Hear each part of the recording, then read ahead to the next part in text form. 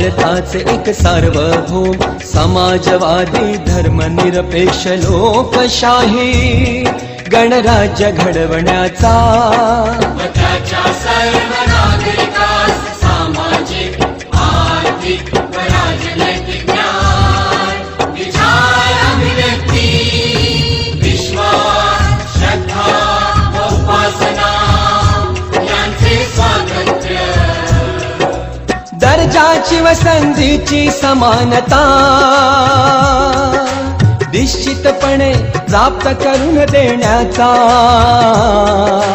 आणि त्या सर्वांमध्ये व्यक्तीची प्रतिष्ठा व राष्ट्राची एकता आणि एकात्मता यांचे आश्वासन देणारी बंधुता प्रवर्धित करण्याचा संकल्पपूर्वक निर्धार करून